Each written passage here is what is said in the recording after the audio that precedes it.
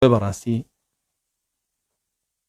ئێمەی مسلمان بۆ ئەوەی بگەینەوە ئەو کاتێک کە دینەکەمان بۆ شێوەی لێبێتەوە لە ئێمەنەوە بەرەو ئەردەن بین و بگەڕێنەوە لە ئێمەنەوە بینە کەعبە و بگەڕێنەوە بچینە قودس بە ئارەزوی خۆمان عیبادەتی خۆمانی تیا بکەین بمانەوە بگەینەوە ئەو ئاستە ئەبێ بچینەوە سەر ئەو مەنهەجەی کە کەسانێکی گەیان بەو ئاستە کە مەنهەجی سەحابە و تابعی و تابعیەکان والله یەهود جوولەکە لە مزاهرە ناترسێ لە بەیاننامە ناترسێ چونکە خۆی ئەمانەی بۆ تۆ دروست کردووە ئەمە سیستمی دیموکراسیەکەیەتی کە تۆ توانی مزاهرە بکەیت تۆ توانی بەیاننامەت هەبێت تۆ توانی ئیدانە بکەیت لەوانە ناترسێ خۆی بۆی داهێناوی ئەمەی لە تۆ کردوتە جیهاد کاوە جیهاد نییە ئەوە جیهاد نییە واللهی لە شیعاری باق و بریق ناترسێ لە مانشێت و لە مەقالات ناترسێ والله یەهود لە نەشیدەکانیشە ناترسێ ئەوەی یەهود لێ ترسێ گەڕانەوەتە بۆ مەنهەجی ئەوانەی کە زەلیلی کردن لەسەر زەویە بۆ مەنهەجی سەحابەکان بۆ مەنهەجی تابعیەکان تابعیەکان چونکە تا لەسەر ئەو مەنهەجە بووی نەک یەهود هەموو قەومەکانی سەر زەوی زەلیل بوون و یەهود و نەسارا و غەیریەوانش جزیانەدا پێمان بەڵام کە لەو مەنهەجە لاماندا چین بۆ مەنهەجانی کە خۆیاندایان مەزراندووە منهجی پەرستنی قبر و شێخ و شەخص و پەڕ و ئەمانە کەوە لای ئەوان هەیە منهجی دیموکراسیەت کە هێنان منهجی تاغوت پەرستی کە ئەوان عەبەدەی تاغوت بوون بە نەسی ئاەت لێوان ناترسن حسابیشمان بۆ ناکەن یەهودیەک باسی ئەو فەرمودەی ڕەسوڵ الله صلی الله علیه وسلم کا فەرمێ بەرد و دار نامێنێ ئەڵێ ئەی مسلمان ئەی عەبدی ئەڵڵا وەرە ئەوە بکوژەوە یەهودیە وتی ترسمان لەیەوە نییە جارێ ئێوە عەبدی ئەڵڵا نین ئەو مسلمانە نین کە بەرد و دار دێنە جواب دێنە قسە بۆیان و ئێمەیان پیشانیان بمان کوژن و قورئانەکەشتان وتوێتی عیبادەن لەنا ئولی بەئسین شەدید عەبدی ئێوە جارێ عەبدی خوا نەماوە بەڵێ یەکی عەبدی قەبر و شێخ و پەڕۆ و دار و بەردە یەکی عەبدی زۆرینەیە حرام و حەڵاڵ لەو وەرەگرێ یەکێکیش عەبدی تاغوتە بۆیە گۆڕانکاریە کەونیەکان ڕوونایە ئێمە سەر بکەین یەهودێک کە ئەڵڵا جەل جەلالو فەرمێ وەقەطعناهم فی الأرض ئومەما ئەوان بەشبەشمان کردن و بەسەر سەویە پەرش و بڵاومان کردن بە حەیاتیان نەبنە خاوەنی دەوڵەت و خاوەنی هێزووکیان بەڵام ڕۆژێکە بێ ئەڵڵا جەل جەلالو میان لە جێگایەکە کۆکاتەوە وإذا جاء وعد الآخرة جئنا بكم لفيفا کە کۆتایی قیامەت هاو گەشتینە ساڵەکانی پێش هاتنی ڕۆژ قیامەت هەمووتان کۆکەینەوە لە جێگایەکە لە ئیسرائیلە لە دەوڵەتی ئیسرائیل هەمووتان کۆکەینەوە بە یەک پار و هەمووشتان لە ناوە بێ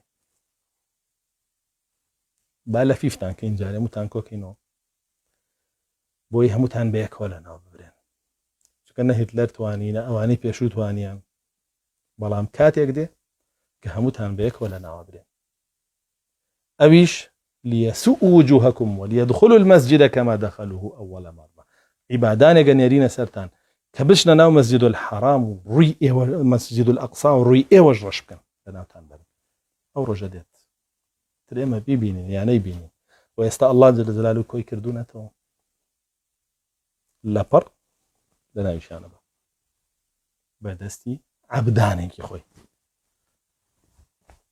جابوا براسي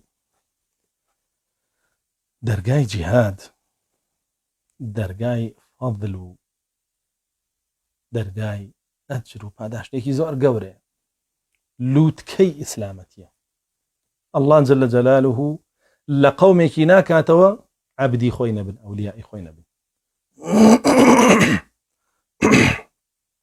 ئەڵڵا جەل جەلالوه بۆ قەومێکی قەبر و پەڕۆ و دار و بەرپەرستی ناکاتەوە بۆ قەومێکی تاغوت پەرستی ناکاتەوە بۆ قەومێکی دیموکراسی خوازی ناکاتەوە بۆ مسلمانانێکی حەقیقیە کاتەوە کە قیتال بکەن بۆی کەلیمەی ئەڵڵا بەرزکەن ئەڵڵا جەل جەلالوه ڕۆژێک لە ڕۆژانەوە دەرگای جهاد بحق بكاتەوە بەڕووی مسلمانانە و ئێمە ژێکی بە جوندیەکانی خۆی. اللهم آمين. طبعا ئەگەر دیقەت بین الله جل جلاله لە قورئانە باسی هارون و موسامان بۆ کە دوعایان کردووە لە فرعون. ربنا إنك آتيت فرعون وملأه زينة وأموالا في الحياة الدنيا ربنا يضلوا عن سبيلك ربنا اطمس على أموالهم واشدد على قلوبهم فلا يؤمنوا حتى يروا العذاب الأليم. دوای چەندێک و دوعایان جواب درایە، دوای ساڵانێکی زۆر. رسول الله صلى الله عليه وسلم لە مەکەیە چوارەم ساڵی هاتنی ئیسلامە دوعاکە ئەهلی طائف داخڵی ئیسلام بن، نەوەیەکیان لێ دەربێ بێنە ناوی ئیسلامەوە کاتێک کە مەلایکە کێوەکان دێڵێ با کێوەکان بێنن بەسەریان، ئەڵێ ناداواکەم لە الله جل جلاله جیلێک لە پشتێمانە بێت دەرەوە ئیسلام سەر بخەن. ئەبینی لە کۆتایی تەمەنیە دوای 15-20 ساڵ ئەو دوعایە وەڵام ئەدرێتەوە و جیلێک دێن ئیسلام سەرخەن. وابینی ئیبراهیم و ئیسماعیل کەعبە بنیاتەنێنەوە دوعاکەن الله جل جلاله و پێغەمبەرێکیان بۆ بنێرێ لە ناو خۆیانە. دوای سەدان ساڵ پێغەمبەرەکان وەسەحابە بە هەمان شێوە دەرەچوون بۆ جیهاد دوعایان ئەکرا پاڕانەوە سەرکەوتوو بن، جاری وایە بوو شکستیانەیە ناوەکو لە جەنگی حونەین و جەنگی ئوحودە بیداتەن شکستیانەیە. وابینی مناڵیان نەخۆشەکە و کە سوکاریان نەخۆشەکە و دوعایان ئەکرا الله جل جلاله شیفایان بۆ بنێرێ، کەچیە دبینی مناڵەکەیان وفاتیە کرد نەشیانەوە بۆ الله جل جلاله دوعاکانمان جواب ناداتەوە، بۆ الله جل جلاله دوعاکانی قبول نەکردین. بۆ باشە لەبەرەوەی ئەیان زانی سنەنی الله لە کەونا چۆنە هەروە بێ ناگۆڕێ.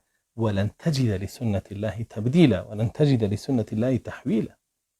سنتي الله گۆڕانکاری بەسەرا نایە، ناگۆڕێ، ناش گوازرێتەوە وەک خۆی ڕوا. بۆیە تەوەکولێکی بەهێز، پاڕانەوەیەکی بەکوڵ، دانەبڕان لە قورئان و حەدیث و منهەجی حەق و لەسەربوونی هۆکارە بۆ سەرکەوتن. کاتێک کە سەحابە بەو شێوە بوون خەندەقیان هەڵەکەند بۆی شاری مەدینە بپارێزن. لە کاتی خەندەق هەڵکەندنەکە بەردێک دێتە بەردەمیان بۆیان ناشکێنرێ، هەنابن بۆ لای ڕەسوڵ الله صلی الله علیه وسلم دێتە پێشەوە و پاچەگرێ بەدەستیەوە. یەکەم پاچ لێدا الله ئەکبەر الله جل جلاله سەروەت و سامان و خەزێنەی کیسڕای بەنەسیب کردم و فەتح ئەکرێ. پاچی دووەم هی ڕۆمیشی بەنەسیب کردمی قەیسەڕ و فەتح ئەکرێ. دەوڵەتی فارس و ڕۆم کە دوو زلهێسترینی دنیا بوون لەو سەردەمەیە فەرمووی فەتحیەکەین. سەحابە نەیوت کورە ئەی ڕەسوڵ الله صلی الله علیه وسلم ئێمە خەندەق هەڵەکەنین بۆی عالەم چەند هەزار مەترەیە لە ناو نەچین. فارس و ڕۆمی چی کیسرا و قەیسەری چی یەقینیان نەبوو. کاتێک کە خەندەق هەڵەکەن لەشکری ئەحزاب دێت کوفری نیوە دوورگەی عەرەب هەمووی کۆبێتەوە لەسەریان. نێوان ئەوان و مەدینە چەند مەترێ خەندەقەتا هەر هەمووی بسڕنەوە لەسەر خەریتە. ئەلێرە موقفی مسلمانان چی؟ ولما رأى المؤمنون الأحزاب قالوا هذا ما وعدنا الله ورسوله وما زادهم إلا إيمانا وتسليما. كاتب مسلمانان أمان بيني وتيان أو بالينك الله ورسولك يديت بون أما ليش كاتك أوال نیوە دوورگەی عەرەبی لەسەریان کۆبووەتەوە بۆ سڕینەوەیان لەسەر خەریتە نێوانیشیان تەنها خەندەقێک.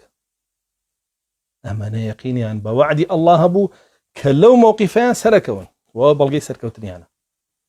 بەڵێ با کۆ ببنەوە لەسەریان هەموو کوفری و شرکی جیهان. الله جل جلاله هەر سەریان هەر سەرەکەون، هەر سەرکەوتن بۆ مسلمانان لەو پەڕی ضیعفا بین. ئەگەر ئێمە لەسەر منهەجی سەحابە بینە بێ یەقینمان هەبێ سەرکەوتن هەر بۆ مسلمانانە. داواکەین الله جل جلاله مسلمانان بگێڕێتەوە سەر منهەجی سەحابە.